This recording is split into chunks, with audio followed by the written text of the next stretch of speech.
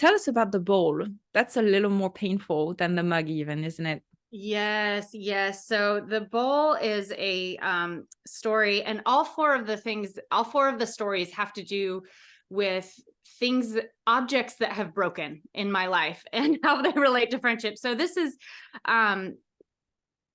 my grandmother. The very last gift that she gave me before she passed away was this beautiful hand-painted gold-tipped bowl, just about the size of, putting your two hands together and circling your fingers. So it was very small, but stunning. She had it set aside for me. It meant a lot to me. And I really made a point of keeping it out in my house so I could see it. I didn't want to put it away and protect it. I wanted to see it and remember my grandma. Well, one day I was walking through my house and I hear this crash and a wail from my kitchen.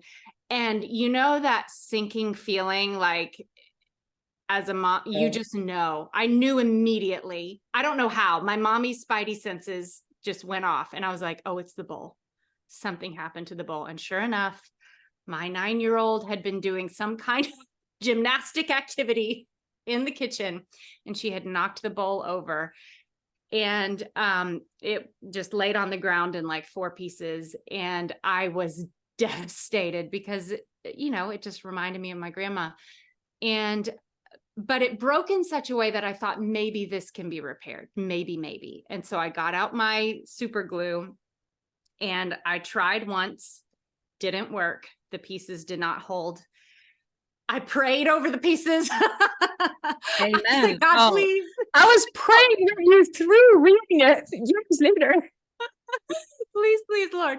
And I tried again. And I just had to stand there holding piece by piece together for ages. Just stand there like a statue until the glue dried. I'm picturing you standing there overnight, just so you know. It's engraved in my imagination forever. You stood there for 8 hours solid in my mind. It wasn't quite that long, but this was a long, intense, painstaking, very careful process that involved some crying.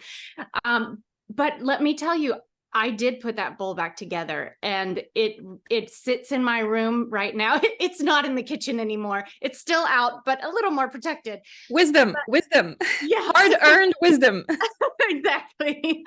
But that experience, I relate that to the friendships that have fractured and they've experienced a real break, but there's still hope that they can be put back together.